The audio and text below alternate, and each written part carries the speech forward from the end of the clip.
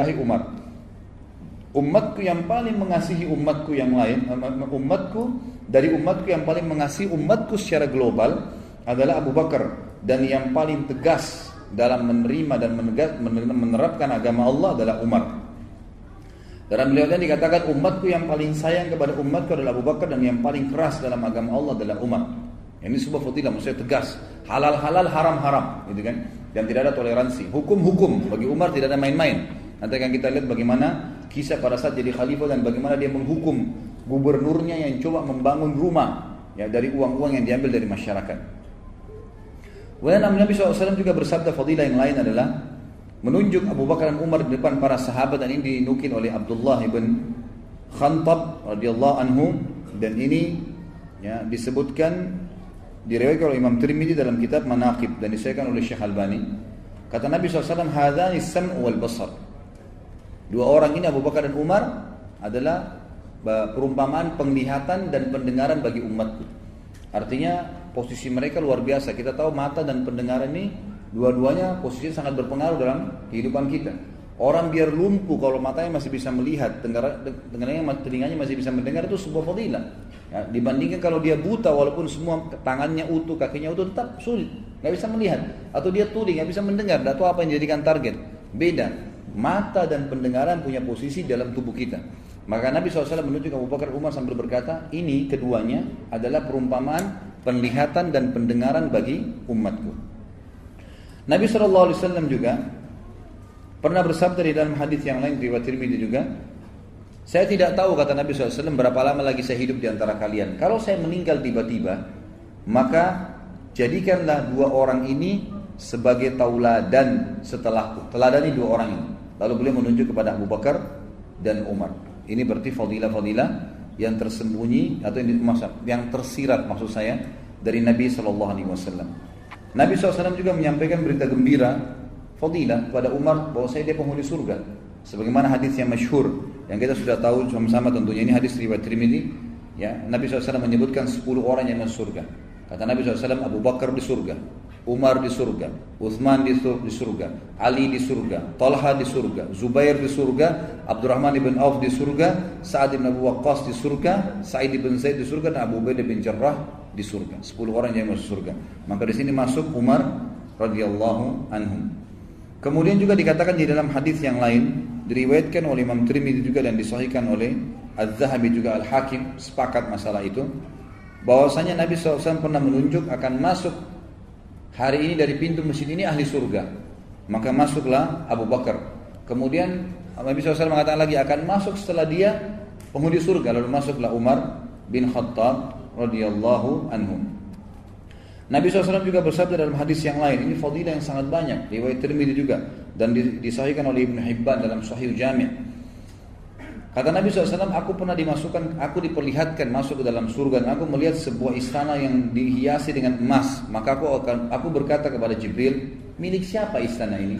Maka Jibril berkata, ini milik seorang anak muda dari Quraisy. Kata Nabi SAW, aku pun mengira itu adalah aku, karena anak muda dari Quraisy. Maka aku berkata, siapakah dia?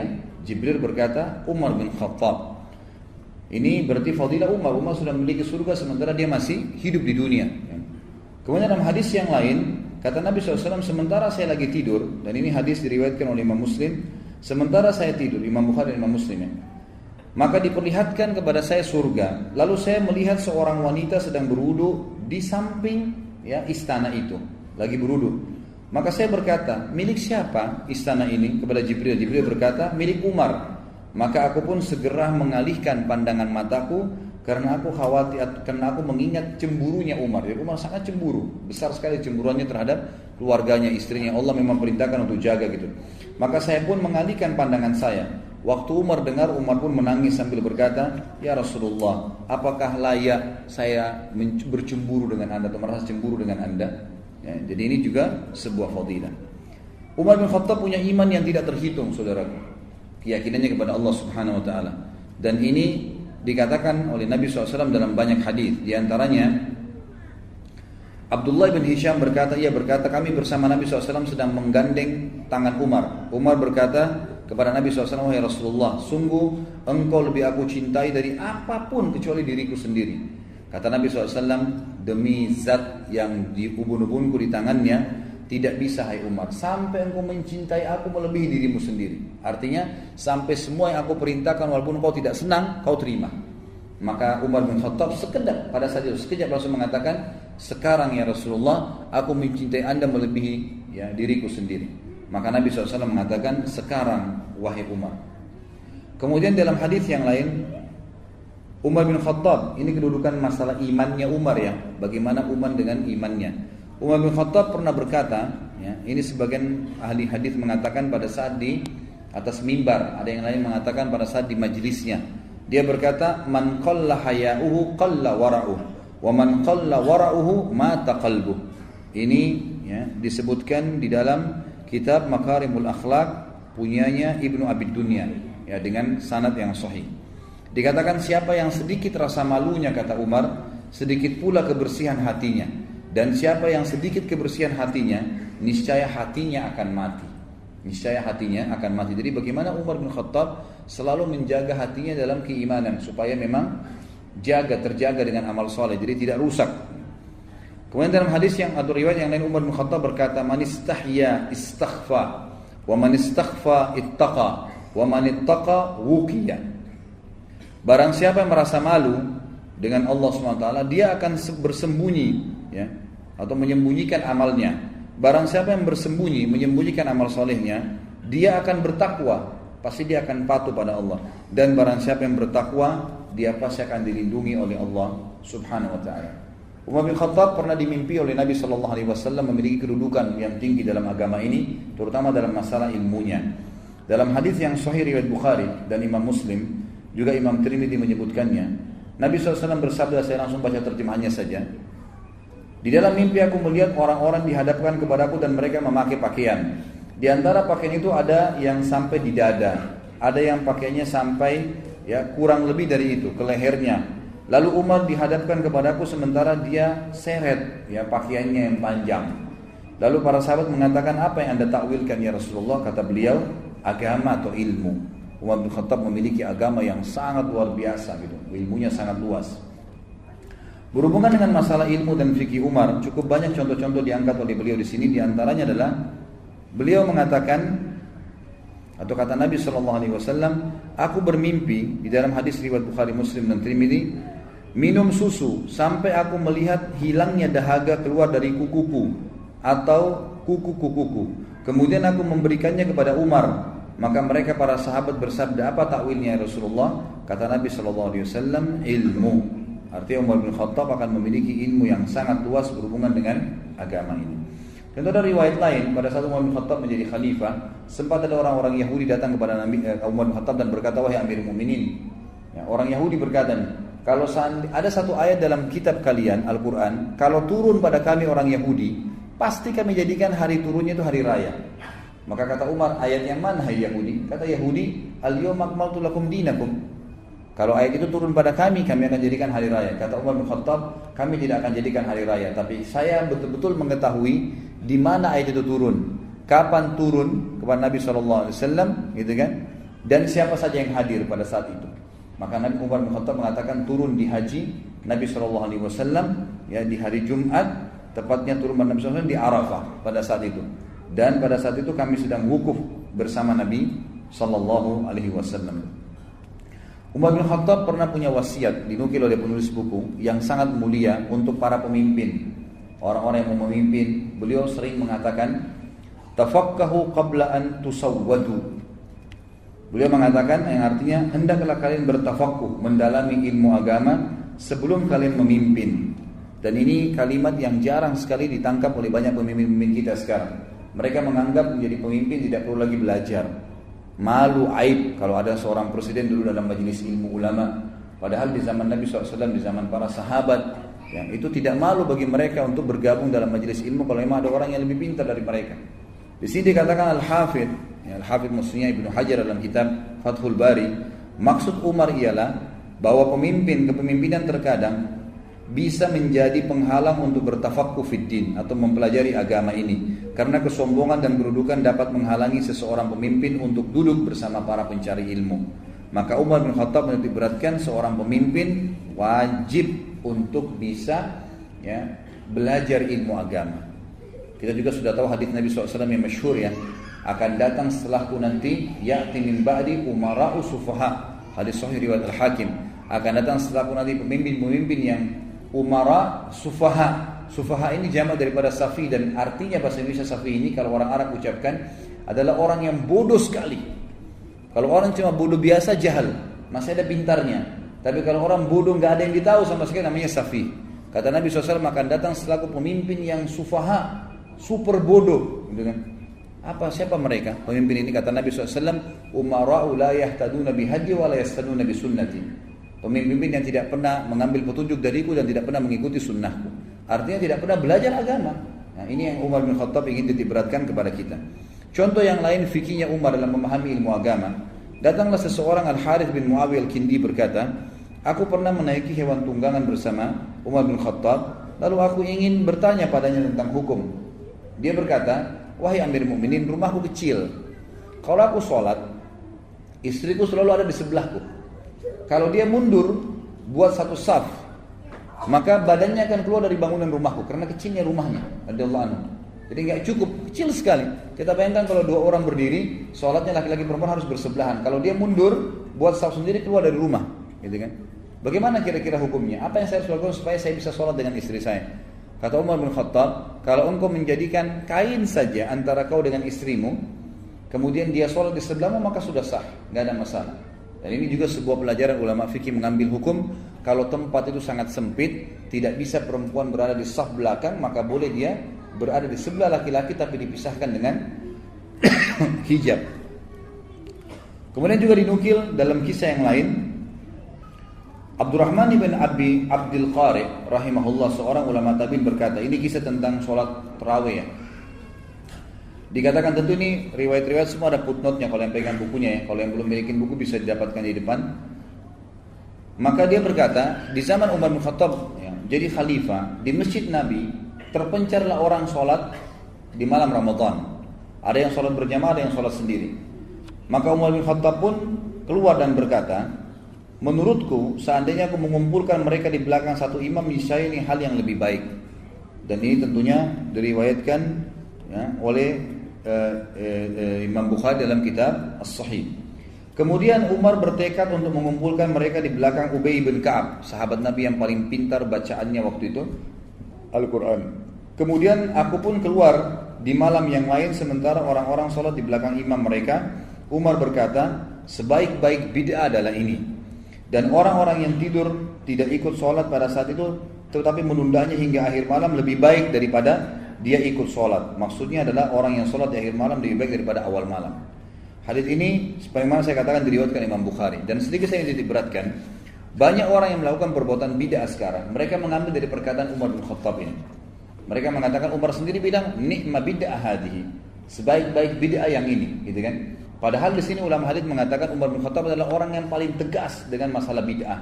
Ya, dan beliau di sini mengucapkan kata-kata bid'ah. Sebaik-baik bid'ah ini adalah perbuatan yang saya lakukan ini memang sholat berjamaah tidak dilakukan oleh Nabi SAW sampai akhir Ramadan, gitu kan?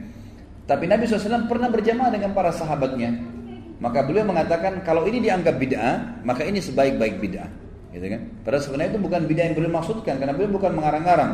Makanya di sini dinukil oleh Al-Hafidh ya, Ibnu Hajar dalam Sahih Bukhari, beliau mengatakan Ibnu Tin dan selainnya berkata, Umar mengambil kesimpulan demikian dari persetujuan Nabi SAW terhadap orang-orang yang bermakmum kepada beliau untuk beberapa malam. Sekalipun Nabi SAW tidak menyukai hal itu untuk mereka, namun hal itu karena kekhawatiran beliau terhadap diwajibkannya sholat malam atas mereka. Ketika Nabi SAW sudah wafat, kekhawatiran itu tidak terwujud. Maka pada saat Umar bin Khattab memilih hal itu karena perbedaan menyebabkan perpecahan kalimat. Maka Umar bin Khattab pun melakukannya bukan perbuatan baru, tapi perbuatan yang pernah dilakukan oleh Nabi SAW sebelumnya. Jadi ini bukan bid'ah, dan ulama sepakat mengatakan orang kalau faham bahasa Arab, maka yang dimaksud dengan nikmah bid'ah adalah bid'ah secara etimologi, secara bahasa. Artinya perbuatan baru yang sekarang dikerjakan tapi memang sudah ada dasarnya dari Nabi SAW. Bukan tidak ada dasarnya, ada dasarnya. Kalau bid'ah yang mungkara, yang dilarang adalah bid'ah yang tidak pernah Nabi SAW contohkan sama sekali. Kita lihat juga beberapa pindah ke subjudul yang lain. Tentu di sini ada beberapa poin tentang pujian sahabat kepada Umar bin Khattab, tidak saya sebutkan dulu karena cukup panjang bahasan kita nanti. Pendapat-pendapat Umar yang sesuai dengan firman Allah. Jadi ada ayat Al-Quran yang turun sesuai dengan firman Allah Subhanahu wa taala. Ini ada sudah saya simpulkan, ada kurang lebih 1 2 3 4 5 ayat yang disebutkan yang berhubungan dengan perkataan Umar bin Khattab, lalu turun ayat. Yang pertama tentang sholat di belakang makam Ibrahim. Jadi pernah Umar bin Khattab berkata, ya Rasulullah, coba seandainya Anda perintahkan kami untuk sholat di belakang makam Ibrahim setelah tawaf, maka Allah turunkan Al-Quran surah Al-Baqarah urutan 2 ayat 125 yang bunyinya wattakhidu min maqami Ibrahim musalla, gitu kan.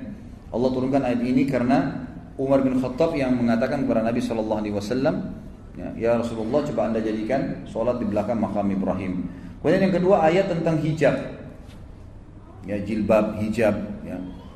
Ini pernah berkata, wahai Rasulullah, seandainya engkau memerintahkan istri-istrimu untuk berhijab, karena yang berbicara dengan mereka itu adalah orang baik dan orang fajir, maka turunlah ayat hijab. Dan yang hijab turunnya Al-Ahzab urutan 33 ayat 53 tentang Allah SWT menyuruh Nabi kita Muhammad SAW meletakkan hijab antara sahabat-sahabat yang bertanya kepada istri-istri, ya, Nabi SAW dengan istri-istri beliau sendiri. Jadi disuruh ditaruh hijab di antara mereka. Kemudian yang ketiga adalah at-talaq, ya, perceraian, masalah perceraian untuk istri-istri Nabi SAW disebutkan dalam surat Tahrim urutan 66 ayat 5. Ini turun juga karena perkataan Umar bin Khattab. Jadi Umar bin Khattab pernah berkata kepada istri-istri Nabi pada saat lagi berkumpul karena cemburu dengan beliau, gitu kan. Maka Umar bin Khattab berkata, hati-hatilah, karena jika Nabi menceraikan kalian semua, bisa saja Rabb-nya Allah memberikan ganti kepadanya dengan istri-istri yang lebih baik daripada kalian. Maka turunlah ayat firman Allah Subhanahu wa taala At-Tahrim urutan 66 ayat 5 tadi. Kemudian juga pernah turun ayat sesuai dengan pendapat Umar bin Khattab dalam tawanan Badr. Jadi waktu Nabi SAW menawan tawanan Badr, kurang lebih ada 60 orang kalau tidak salah tawanan Badr, 60 atau 70 orang. Maka Nabi SAW bermusyawarah dengan Abu Bakar, Umar dan beberapa sahabat-sahabat Nabi yang lain, mengatakan kira-kira bagaimana? Apa pendapat kalian? Gitu kan? Maka berkatalah Abu Bakar, ya Rasulullah, mereka keluarga kita, sepupu dan kerabat kita, maafkan aja, baru kita mengambil dari mereka tebusan. Lalu pada saat itu Nabi SAW beralih ke Umar sambil berkata, wahai Umar, bagaimana pendapatmu? Kata Umar, demi Allah saya tidak sependapat dengan Abu Bakar, ya Rasulullah. Saya berpendapat agar Anda menyuruh kami memenggal leher mereka semua. 60 orang itu bunuh semua, ya Rasulullah. Anda datangkan kepada Ali, Aqil ini sepupunya, saudaranya Ali yang belum masuk Islam. Suruh Ali tebas lehernya. Datangkan kerabat terdekat saya, suruh saya tebas lehernya, ya Rasulullah. Datangkan kerabat terdekatnya Abu Bakar, suruh tebas lehernya. Nabi SAW mengatakan, kenapa harus dibunuh tawanan-tawanan Badar? Kata Umar, ya Rasulullah, mereka adalah pejuang-pejuang kafir. Mereka keluar dari Mekah memang untuk menyerang Islam. Ini bukan tawanan biasa, tawanan perang. Dan mereka ini baru pertama kali menghadapi peperangan dengan kaum muslimin. Perlu kita masukkan rasa takut dalam hati mereka, dan Allah tidak melarang kita membunuh orang kafir yang berperang. Maka waktu itu Nabi SAW lebih cenderung dengan pendapatnya Umar, pendapatnya Abu Bakar untuk memaafkan dan mengambil tebusan. Keesokan paginya, ini terjadi malam-malam nih, habis sholat Isya musyawarah. Menjelang subuh, Umar bin Khattab bercerita, dia bilang, saya datang ke masjid, lalu saya temukan Nabi SAW dengan Abu Bakar lagi nangis. Lalu saya berkata, apa yang membuat kalian berdua menangis? Ceritakan kepada saya supaya saya bisa ikut menangis, gitu kan? Karena ini nggak mungkin Nabi sama Abu Bakar nangis kecuali masalah penting, gitu kan? Lalu Nabi SAW mengatakan kalimat yang masyhur. Kalau yang pegang buku bisa dilihat di paragraf terakhir di halaman 221. Kalimat yang luar biasa nih, di mana Nabi SAW mengatakan, aku menangis karena menerima tebusan dari tawanan yang diusulkan oleh kawan-kawanmu. Azab telah Allah perlihatkan, ditampakkan kepadaku lebih dekat daripada pohon ini. Ditunjuk sebuah pohon. Rasulullah SAW menunjuk sebuah pohon, dan Allah SWT menurunkan, maka nali nabiin an yakuna lahu asra hatta yudkhina fil ard. Tidaklah pantas bagi seorang nabi mempunyai tawanan. Tidak perlu ada tawanan, tidak perlu ada tebusan. Artinya mereka boleh dibunuh sebelum dia menumbuhkan musuhnya di muka bumi. Sebelum Mekah takluk, maka tawanannya boleh dihukum mati.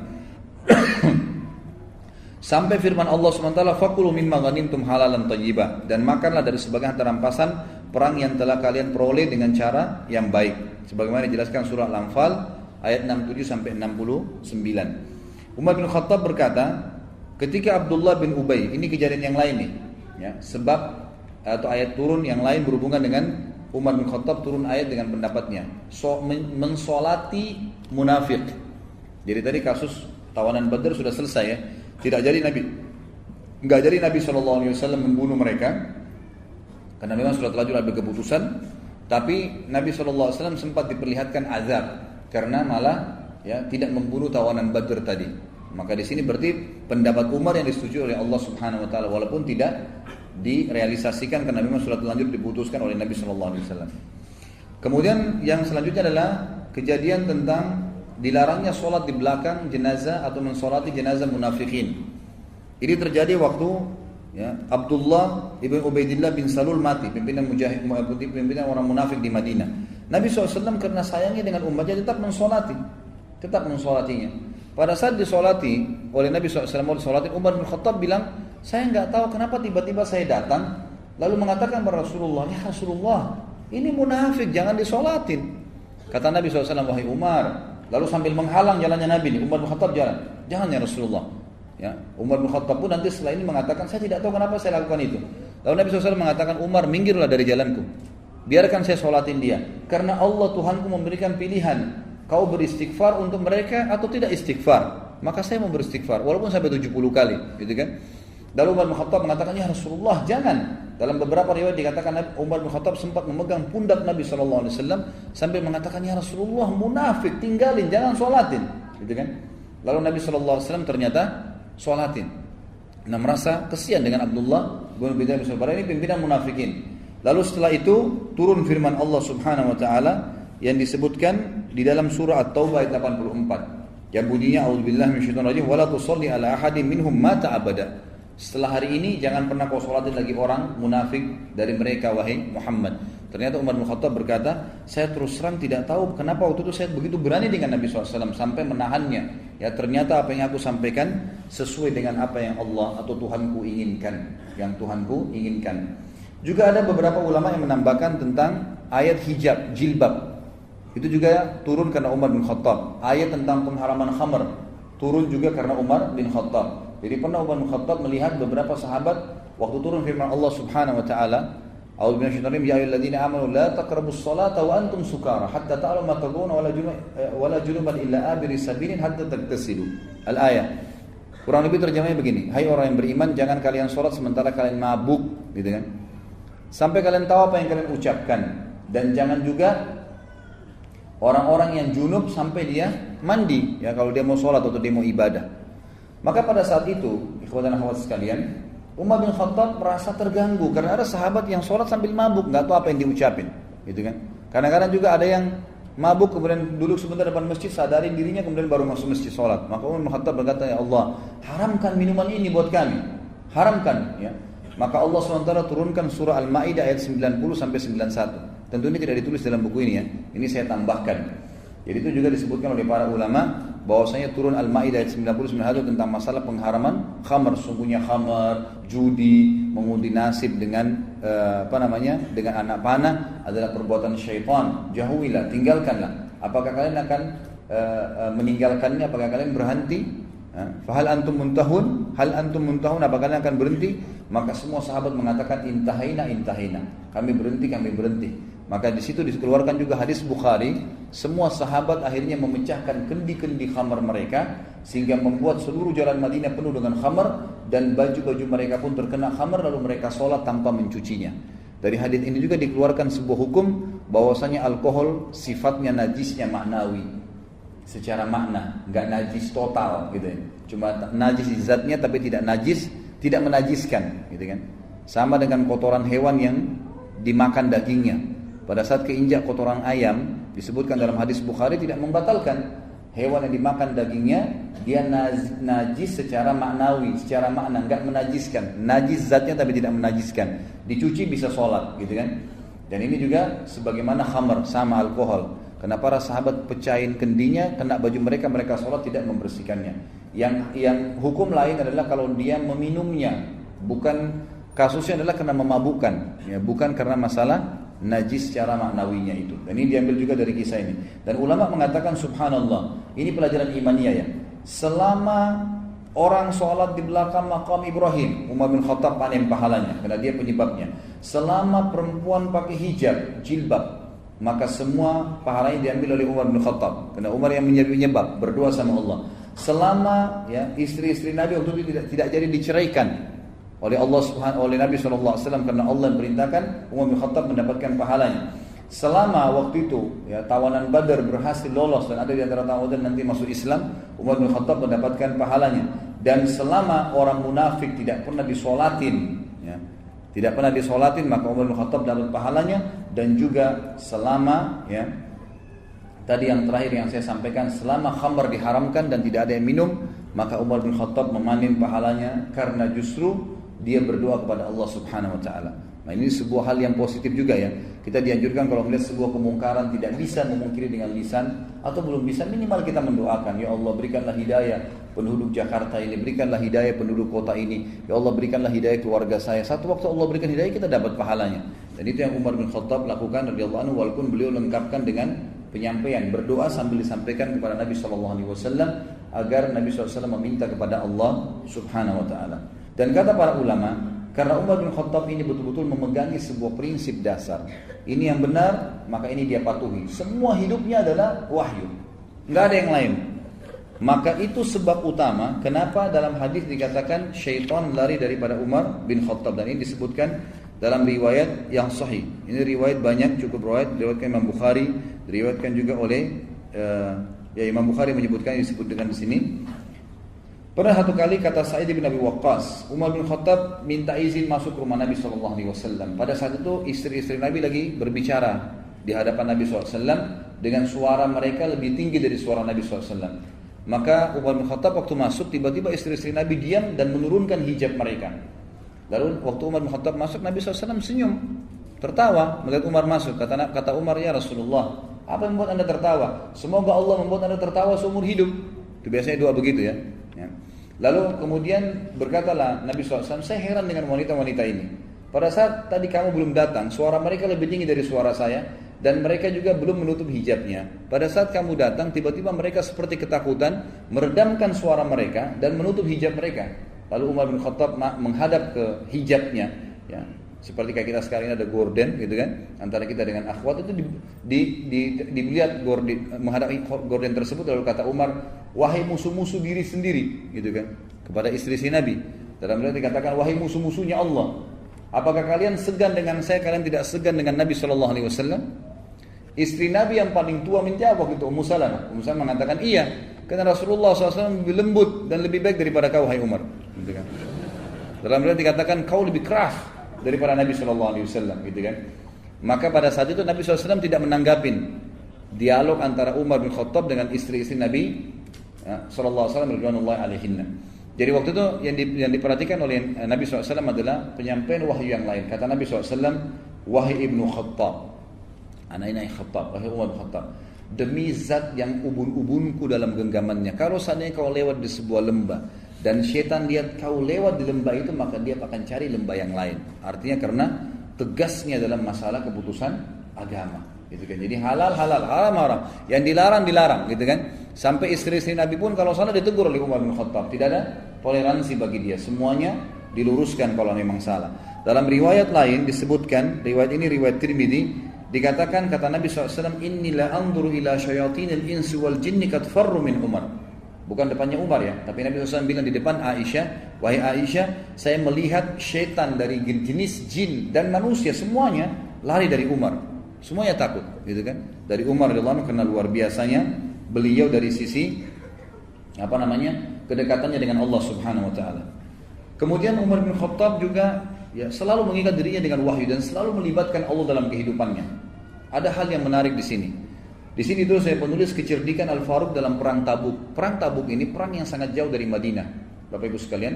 Jadi antara Madinah sama Tabuk ini jaraknya kurang lebih itu 1000 km.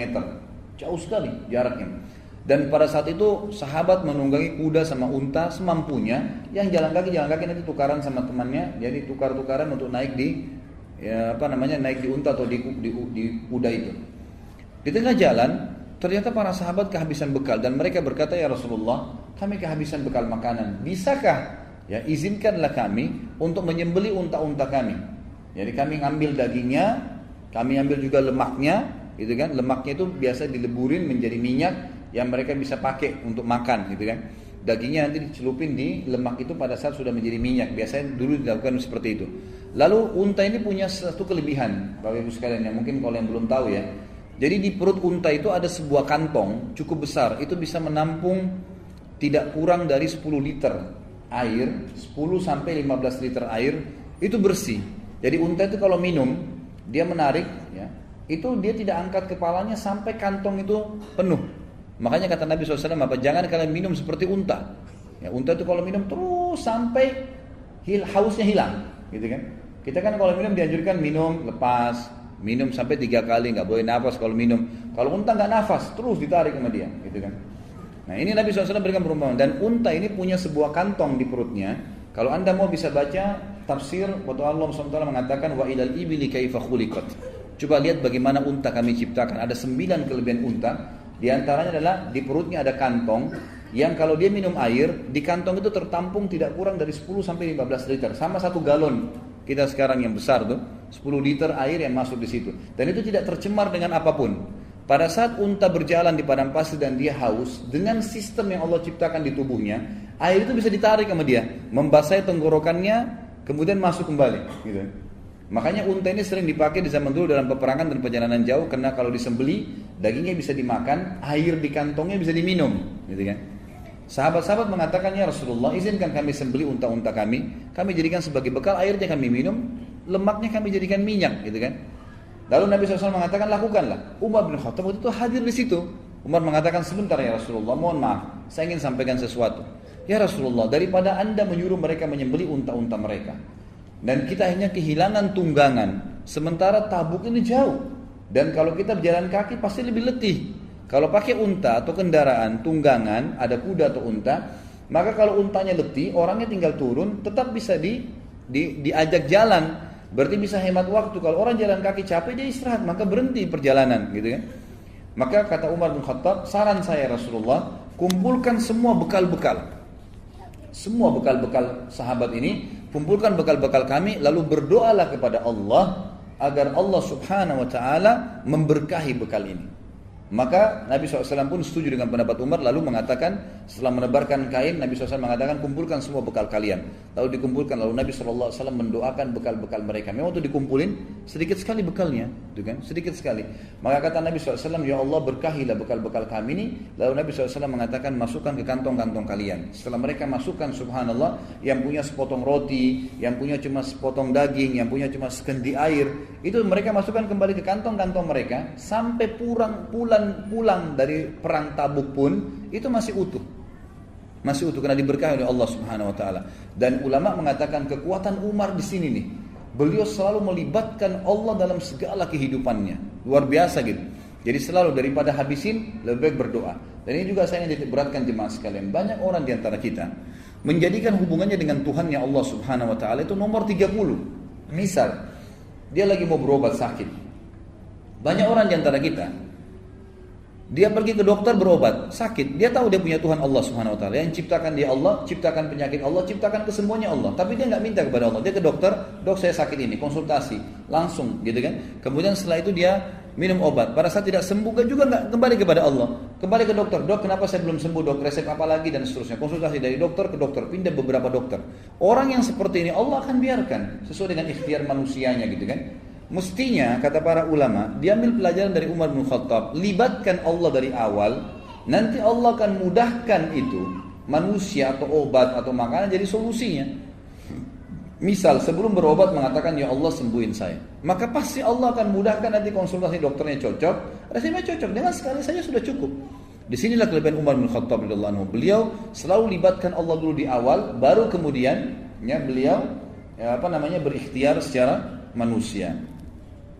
Di sini ditulis lagi judul yang lain, mohon maaf, kata Nabi SAW waktu melihat itu, jadi Allah berkahi makanan tadi, beliau mengatakan, Asyhadu an la ilaha illallah wa anna Muhammad Rasulullah. Beliau syahadat sendiri. Lalu beliau mengatakan, tidak ada seorang hamba pun yang mengucapkan kalimat syahadat ini dengan tulus, lalu tidak ada keraguan sedikit pun dalam hatinya, kecuali pasti masuk surga. Dijamin masuk surga. Ini hadis disebutkan, ya, diriwayatkan oleh Imam Bukhari dan juga Imam Muslim, serta ada beberapa ya yang lainnya meriwayatkan, tapi ini disebutkan Imam Bukhari dan Imam Muslim. Umar bin Khattab memiliki kepribadian yang sangat kokoh dan juga ya kesegangan orang-orang pada beliau. Jadi saking kuatnya pribadi beliau, gitu kan. Beliau kalau bicara itu pasti yang bermanfaat. Beliau kalau menegur pasti memang karena kesalahan. Beliau kalau mendukung pasti karena kebenaran. Beliau kalau membantu memang kalau betul orang itu perlu dibantu, gitu. Jadi beliau betul-betul tepat, ya, dan itu semua wahyu dari patokannya, tidak pernah yang lain. Beliau pernah saking pribadinya sangat kuat, gitu, sampai orang banyak segan dengan beliau. Ibnu Abbas pernah berkata, dan ini dinukil juga dalam riwayat-riwayat yang sahih, diantaranya riwayat Imam Bukhari. Disebutkan bahwasanya beliau, Ibnu Abbas ini adalah dikenal dengan ulamanya sahabat. Karena Nabi SAW pernah mendoakan Ibnu Abbas, gitu kan, mengatakan hibr hadil ummah, maksudnya lautannya umat ini. Mau tanya apapun Ibnu Abbas tahu. Tapi Ibnu Abbas ini bilang, pernah saya punya semua permasalahan, saya tidak tahu, belum tahu pasti. Dan waktu itu Umar jadi khalifah, ingin bertanya sama Umar tapi segan. Sampai satu waktu saya dalam perjalanan bersama Umar lalu berkata, wahai Amirul Mukminin, saya ingin bertanya sesuatu tapi saya segan dengan anda. Bisakah saya bertanya? Kata Umar, silahkan. Gitu kan? Kata Ibnu Abbas, siapakah dua istri Nabi yang sempat membuat Nabi gundah, ya, dalam satu keadaan sampai akhirnya Nabi hampir menceraikan mereka? Kata Umar bin Khattab, Hafsah dan Aisyah. Hafsah ini anaknya beliau, gitu kan? Aisyah anaknya Abu Bakar, dan memang dua istri Nabi SAW ini yang pernah buat, ada bahasa sendiri tentunya, pernah buat mengajak istri-istri Nabi yang lain untuk minta nafkah dinaikkan, gitu kan? Sampai turunlah surah At-Talaq menjelaskan masalah itu. Tapi yang jelas di sini Umar tidak segan menyebutkan nama anaknya Hafsah, dan dia memberikan jawaban kepada Abdullah bin Abbas, dan Abdullah bin Abbas mengatakan, sungguh wahai Amir Mukminin, saya ragu, segan menaikkan ini sudah lama, apalagi Hafsah anak anda. Maka Umar berkata, jangan begitu. Jika engkau menyangka aku mempunyai ilmu, bertanyalah. Dan jika memang ya aku mengetahuinya, aku pasti akan memberikan jawaban kepadamu. Ikrimah juga pernah meriwayatkan, Umar bin Khattab ini saking disegani oleh orang-orang, beliau pernah mau bekam. Oh, bekam ya? Beliau pernah mau bekam, mengeluarkan darah kotor dari tubuhnya, sunnah Nabi SAW. Lalu beliau pada saat mau dibekam, beliau sempat ada sedikit nyangkut di lehernya, lalu beliau ya mengatakan melakukan mengedehem, ya. Tiba-tiba saja dikatakan dalam riwayat ini, dan ini riwayat dinukil oleh Ibnu Sa'ad dalam kitab Tabaqatnya, tiba-tiba tukang bekamnya kencing di celana. Dalam riwayat lain dikatakan saking segannya mereka dengan Umar. Umar bin Khattab pernah jalan diikuti oleh beberapa sahabat dan tabi'in, karena mereka waktu Umar jadi khalifah setiap kali jalan selalu diikutin. Siapa tahu ada kejadian nih, karena Umar bin Khattab ini kalau ada kejadian satu pasti langsung dieksekusi, diselesaikan pada saat itu. Dan beliau dengan sangat tegas, nggak main-main dalam menyelesaikan masalah, dan pasti rujukannya wahyu. Satu waktu beliau lagi jalan, banyak ikut dari belakang nih. Umar bin Khattab nggak tahu nih kalau banyak orang yang ikutin. Mereka jalan pelan-pelan diikutin, gitu kan?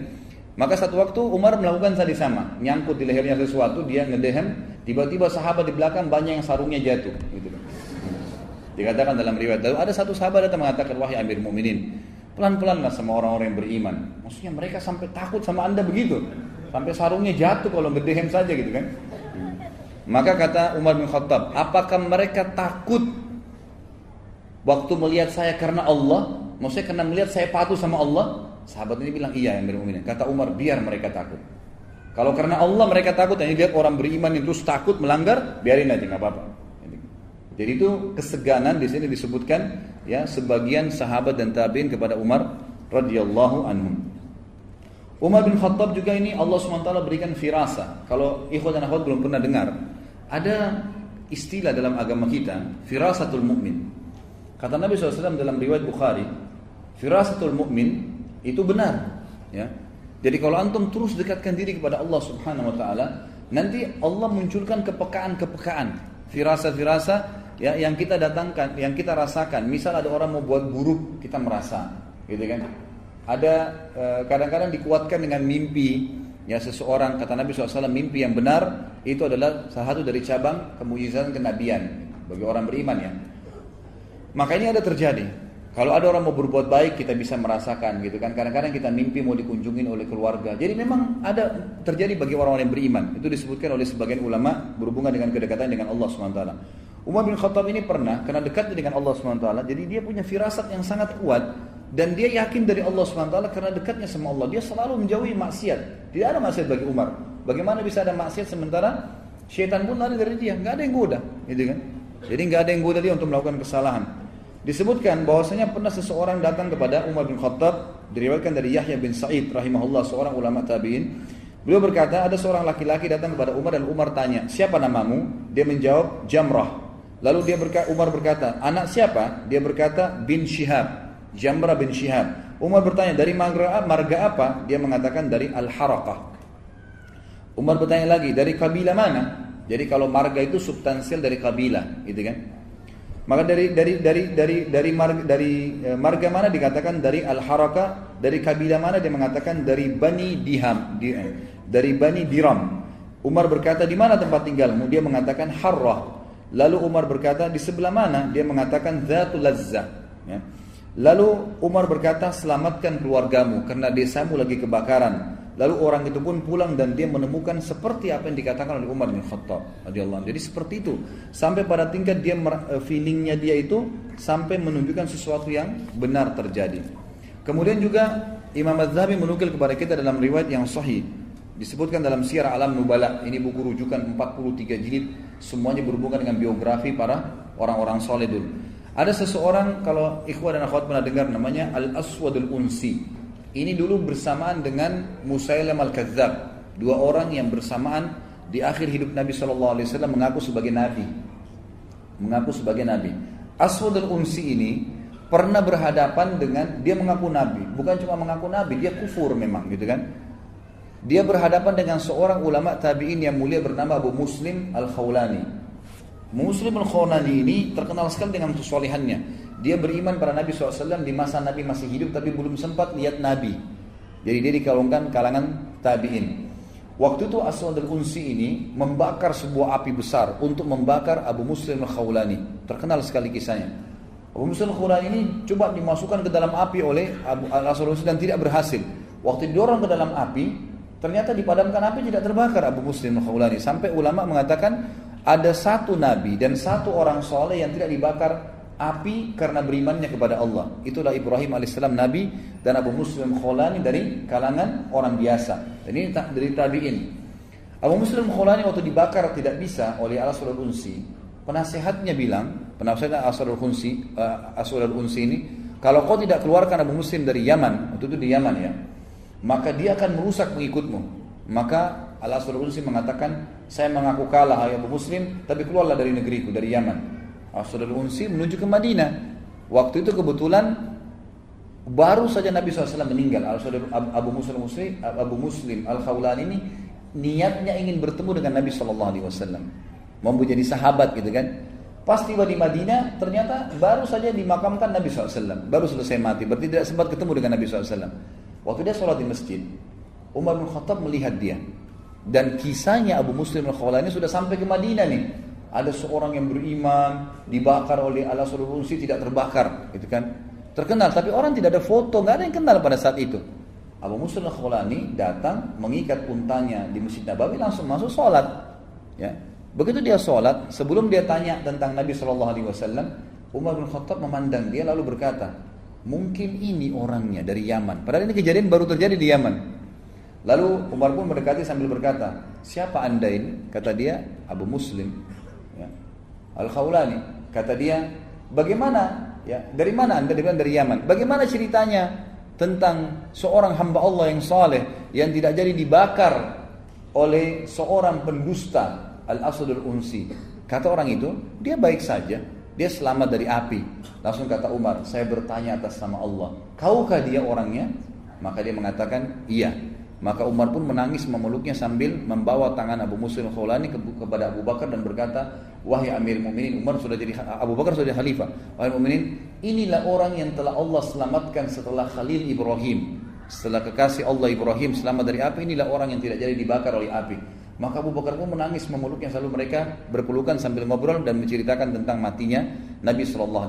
Lalu kata Umar bin Khattab, segala puji bagi Allah yang telah mempertemukan saya kepada seseorang yang telah Allah selamatkan dari api sebagaimana Allah menyelamatkan Ibrahim alaihissalam. Dan ini dinukil dalam Syiar Alam Nubala tadi. Dari sisi ibadahnya Umar bin Khattab, Umar bin Khattab ini melakukan ibadah dengan kekuatan. Maksudnya apa? Azan, apapun halangannya, sholat, nggak ada urusan dia. Apapun perintah dari Allah Subhanahu Wa Taala, kekuatan dia gunakan. Artinya dirinya pun dia bangkitkan semangat dengan kekuatan. Jadi tidak ada keraguan masuk dalam hatinya, karena luar biasa keyakinannya tentang kebenaran gitu. Ini dinukil dari Abu Qatadah radhiyallahu anhu bahwasanya Rasulullah SAW berkata kepada Abu Bakar, kapan engkau melakukan sholat witir? Kata Abu Bakar, di awal malam. Abu Bakar selalu tradisinya melakukan witir ini setelah sholat isya, habis ba'da isya sholat witir, gitu kan? Lalu Nabi SAW bertanya kepada Umar, kapan engkau kerjakan witir? Kata Umar, di akhir malam, sebelum subuh.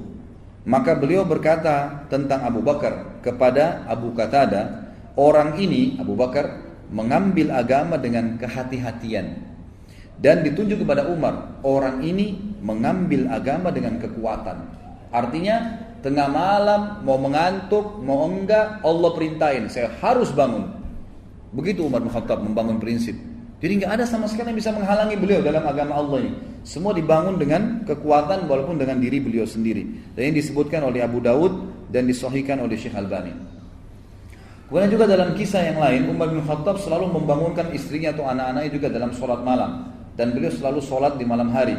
Umar bin Khattab yang selalu sholat semampunya. Kata Al-Aslam rahimahullah, ketika di akhir malam beliau sudah sholat, beliau membangunkan keluarganya sambil membaca ayat wa'mur ahlaka bis salati wastabir 'alaiha. Perintahkanlah keluargamu untuk sholat dan suruhlah mereka sabar. Sebagaimana dijelaskan dalam surah Thaha ayat 132, dan ini dinukil diriwayatkan oleh Abu Dawud dalam kitab Zuhud dan Baihaqi dalam Asy-Syu'ab serta Imam Malik dalam kitab Muwatta'nya. Juga dikatakan ini dari sisi ibadah, kita bicara masalah ibadahnya Umar sekarang ya. Kata Ziyad bin Hudayr, seorang ulama tabi'in juga rahimahullah berkata, aku melihat orang yang paling banyak puasanya dan yang paling banyak menggunakan siwak adalah Umar bin Khattab. Ya, kadang-kadang subhanallah kita anggap remeh nih. Jadi sunnah-sunnah Nabi pun yang kecil, subhanallah itu bisa atau tidak ditinggalkan oleh orang-orang yang beriman. Ya. Siwak ini kita kadang-kadang anggap remeh, tidak mau dipakai. Padahal sebenarnya itu sunnah Nabi SAW. Cuma fahami cara menggunakannya. Memang kita dianjurkan. Sekarang di Jakarta juga kan banyak dijual ya. Usahakan beli, dipakai. Jadi kalau habis dipakai 2-3 kali digunting, dipakai lagi yang masih baru. Ya, jangan dipakai yang itu terus 1 bulan, gitu kan? Nah itu memang kotor, kelihatannya jorok. Padahal sebenarnya bukan begitu caranya. Dan Nabi SAW sampai mau meninggal dunia pun pada saat beliau sudah akan sakarat, gitu kan? Aisyah berkata, aku menyandarkan Nabi SAW di dadaku dan wajahnya sudah pucat. Lalu masuklah adikku, saudaraku Abdurrahman bin Abi Bakar, sedang memegang siwak. Maka Nabi SAW memberikan isyarat seakan-akan menginginkan siwak itu. Maka aku pun mengambil dan melunakkannya untuk beliau. Kemudian beliau menggunakan pada saat sebelum wafat. Nabi SAW paling gemar dengan siwak. Bahkan ada sebuah kisah, saya sedikit keluar dari kisah ini. Ada pasukan muslimin, ya, tapi ini saya juga tidak teringat sekarang di zaman siapa ya, khalifah siapa. Tapi jelas di zaman kerajaan Abbasiyah. Sebelum pasukan itu menyerang sebuah wilayah Romawi waktu itu, ya, di wilayah Bizantium, maka pimpinan perang berkata, kita bersiwak dulu. Habis sholat subuh, mereka nunggu sampai awal terbit matahari, waktu syuruk, kemudian mereka panglimanya mengatakan, kita sekarang bersiwak. Semua bersiwak, baru kita menyerang, menjalankan sunnah Nabi SAW, gitu kan? Jadi bukan berarti orang jihad kemudian tidak membersihkan giginya. Subhanallah, ini kisah nyata. Tanpa kaum muslimin sadari, ternyata di tengah-tengah pasukan muslimin waktu itu ada mata-matanya, ya, kerajaan Bizantium lagi melihat orang-orang Islam pakai siwak. Lalu dia mengatakan, lagi ngapain orang-orang ini kira-kira? Gitu kan gelap, masih subuh ya. Ini kok mereka makan kayu, gitu kan? Ini kisah nyata. Lalu pulanglah mata-mata ini kepada Raja Bizantium waktu itu, dan wilayah itu takluk pada pagi itu ya di tangan kaum muslimin. Dia balik dan mengatakan, kayaknya kita nggak bisa kalahin umat Islam deh, kayu aja dimakan gitu kan. Padahal sebenarnya bukan makan kayu, lagi pakai siwak gitu kan. Itu sedikit berhubungan dengan masalah siwak tadi. Juga disebutkan Ibnu Umar berkata, Umar tidak meninggalkan dunia kecuali dia sangat banyak berpuasa. Dan Utsman bin Abi As juga berkata, Utsman bin Abi As ini menikahi salah satu dari istri Umar bin Khattab radhiyallahu anhu. Umar bin Khattab berpoligami, ya. Kemudian salah satu istri Umar bin Khattab, waktu itu tidak disebutkan namanya, tapi dinikahi oleh Utsman bin Abi As. Dan dia berkata, Utsman bin Abi As ini seorang sahabat yang mulia juga gitu kan. Dia mengatakan, aku tidak menikahi istri Umar ini untuk mengharapkan keturunan atau bahkan menikahi karena seorang wanita, mungkin karena syahwat. Tapi aku menikahi karena aku ingin mengetahui tentang malamnya Umar. Dan riwayat ini bersambung, di buku ini tidak disebutkan. Teman-teman kalau lihat ini di halaman 229, footnote nomor 89, saya sedang bahas itu ya. Maka riwayatnya berlanjut begini. Lalu dia bilang, istrinya Umar pun menceritakan kepada saya, Umar bin Khattab itu kalau mau tidur, kata Utsman bin Abi Asin radhiyallahu anhu ajma'in, kalau dia tidur di samping ranjangnya, di tempat tidurnya, dia meletakkan seember air yang dekat dengan tangannya. Jadi pada saat dia tidur, kemudian tangannya kesentuh air, dia bangun sholat, udah tidak tidur lagi sampai pagi. Begitu terus, itu salah satu yang dinukir kepada kita. Ibnu Katsir juga menyebutkan tentang malamnya Umar bin Khattab, dia mengerjakan sholat isya bersama orang-orang, lalu pulang dan mengerjakan sholat malam sampai fajar. Ya, sampai fajar. Jadi beliau Umar bin Khattab ini cirinya tidur pada saat ngantuk saja. Jadi malam itu jarang sekali tidur. Siang pun itu jarang juga tidur. Beliau kadang-kadang kalau ngantuk sekali baru tidur. Sampai dikatakan waktu ditanya kenapa anda lakukan ini, Umar bin Khattab mengatakan, kalau aku tidur di siang hari, aku akan menghilangkan kesempatan untuk mengurus ya rakyatku untuk jadi khalifah ya. Kemudian kalau aku tidur malam hari, aku menghilangkan urusan aku berkomunikasi dengan Tuhanku. Jadi luar biasa, dia tidur kapan dia ngantuk saja, gitu kan. Umar bin Khattab memberikan banyak pelajaran kepada kita dari sisi agama. Di antaranya adalah statement yang masyhur dari Umar bin Khattab agar orang-orang tidak kembali menyembah berhala. Disebutkan dalam hadis Bukhari dan juga Muslim, juga Imam Ahmad, Abu Dawud dan Tirmidzi. Juga selainnya menyebutkan dalam riwayat sahih ini, bahwasanya Umar bin Khattab pernah berdiri di depan Hajar Aswad, lalu dengan tegas menekankan kalimat, mengatakan, suaranya keras Umar bin Khattab, jahur, keras sekali. Dalam beberapa riwayat dikatakan Umar bin Khattab tinggi besar, sampai kalau duduk di atas kuda kakinya sampai di tanah, gitu kan. Lalu beliau berkata kepada Hajar Aswad, berdiri di musim haji pada saat itu, kemudian teriak dengan suara keras mengatakan, inni la'alamu annaka hajar. Saya sungguh betul-betul tahu kau adalah batu saja. La tadur wa la tanfa. Kau tidak bisa memberikan manfaat dan tidak bisa menyusahkanku. Atau terbalik ya, tidak bisa menyusahkanku dan tidak bisa memberikan manfaat kepadaku. Walaula anni ra'aitu Rasulullah sallallahu alaihi wasallam yukabbiluka ma qabbaltuka. Kalau bukan karena saya melihat Nabi SAW menciummu, saya tidak akan menciummu. Sebagian ulama menanggapi, di antaranya Nafi', seorang ulama tabi'in, bekas budaknya Abdullah bin Umar radhiyallahu anhu, seorang ulama tabi'in masyhur. Dia mengatakan pada saat itu ya, orang-orang banyak mendatangi pohon yang digunakan untuk membaiat Nabi SAW di Baiatur Ridwan ya. Itu di perang Hunain ya. Pada saat peperangan dulu pasukan muslimin sempat berpencar. Kemudian datanglah Nabi SAW berdiri di bawah sebuah pohon, kemudian dibaiat pada saat itu. Ada juga yang mengatakan yang maksudnya baiat pada saat baiat Nabi SAW ya, baiat ya di Mekah gitu kan. Tapi intinya ini adalah sebuah baiat pohon yang pernah Nabi SAW berdiri, kemudian disitulah ya orang-orang berkumpul pada saat itu. Lalu orang-orang banyak mendatangi tempat tersebut dan mereka sholat di sana. Maka sampai berita kepada Umar, maka Umar menyuruh agar menebang pohon tersebut. Ditebang, karena memang itu bukan berarti harus dijadikan sunnah, kecuali Nabi SAW memerintahkannya. Dan ini sudah sering saya titik beratkan. Anda kalau pergi umrah, pergi haji, ingat Gua Hira itu adalah gua yang Nabi SAW datangin hanya sebelum diturunkannya wahyu. Setelah turun wahyu Iqra bismi rabbikal ladzi khalaq yang pertama, sampai Nabi SAW meninggal, enggak pernah beliau datang lagi di Gua Hira. Enggak pernah datang di Gua Hira. Enggak pernah beliau khusus memerintahkan para sahabat datang. Sayangnya jemaah haji dan jemaah umrah kita memaksakan diri ke sana. Bahkan yang paling ramai itu jemaah dari Asia, Indonesia, dan yang paling ramai juga adalah dari Pakistan. Dua ini rame-rame naik gunung, gitu kan. Ada yang jatuh sampai jatuh, ada yang meninggal. Padahal itu tidak perlu. Ada yang sholat di situ. Subhanallah. Ini yang Umar bin Khattab titik beratkan nih. Jangan semua bekas yang Nabi SAW pernah di situ, kemudian kita tiba-tiba langsung melakukan sholat atau ibadah. Ini salah. Saya pernah hadapin sendiri jemaah sekalian waktu lagi musim haji. Selesai sa'i, subhanallah, pas habis tahallul kepala, itu kan habis syukur rambut, di sebelah pintu Marwah itu ada perpustakaan. Di situ dulu, sekarang sudah dibongkar ya. Itu dulu tanahnya bekas rumahnya Nabi SAW yang Aminah melahirkan Nabi SAW di situ. Maka dikenal dengan rumah lahirnya Nabi SAW. Sama kerajaan selalu dibangun perpustakaan buku gitu kan. Sekarang sudah dibongkar. Nah, waktu saya lagi selesai sa'i sama teman-teman ya, dari Indonesia juga habis kami haji, kemudian keluar lewat situ. Subhanallah, ada orang-orang dari Pakistan waktu itu. Mohon maaf teman-teman yang dari Pakistan, bukan niat untuk menyalahkan, tapi waktu itu kebetulan gitu kan. Dari teman-teman dari Pakistan waktu itu lagi sholat, Ka'bah di sebelah kanan mereka. Mereka sholat menghadap ke perpustakaan itu, gitu kan. Lalu saya datang, saya bongkarin. Saya bahasa Arab, saya mengatakan, nah nggak bisa nih dalam bahasa Arab, nggak bisa, ini kiblat di sana kok sholatnya di sini, ini bukan kiblat, gitu kan. Mereka nggak mau, gitu kan. Lalu kemudian saya ambil kain ihram saya tepuk-tepukin, gitu kan. Minimal ikutin cara Umar lah, gitu kan. Umar bin Khattab itu biasa bawa tongkat malah, gitu kan, dipukulin. Lalu saya pada saat gebukin, mungkin dia pikir saya ini pengurus kali, bubar akhirnya nggak jadi. Tapi sholatnya menghadap rumah itu, bayangkan kejahilannya, gitu kan. Nah tidak, bukan semua bekas yang Nabi SAW pernah ada di situ kemudian dijadikan tempat ibadah. Itu nggak boleh. Kemudian juga disebutkan dalam riwayat lain, Umar bin Khattab pernah selesai sholat, ya, kemudian orang-orang pada buru-buru semuanya sholat di sebuah tempat, gitu kan? Di sebuah tempat. Lalu berkatalah Umar bin Khattab, kenapa mereka?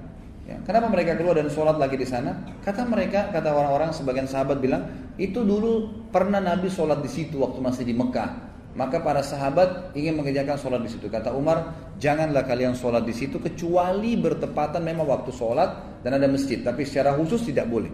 Maka Umar pun radhiyallahu anhu menjelaskan masalah itu kalau tidak boleh orang masuk di situ atau mengerjakan sembarangan ibadah tadi. Kemudian juga Umar bin Khattab adalah orang yang sangat dermawan dan murah hati. Jadi bukan cuma Abu Bakar yang suka bersedekah, Umar pun suka bersedekah, dan banyak sekali ya dinukil dalam kisah-kisah tentang pengorbanan beliau radhiyallahu anhu. Di antaranya adalah hadis yang diriwayatkan oleh Imam Abu Daud bahwasanya Nabi SAW pernah memanggil untuk jihad, sedekah. Lalu Umar berkata, hari ini saya akan melakukan sedekah yang mengalahkan Abu Bakar. Karena selama ini Abu Bakar belum pernah saya kalahkan. Maka saya pun membawa setengah harta saya dan berkata, ya Rasulullah, ini setengah harta saya tinggalkan ya, atau saya sedekahkan untuk Allah dan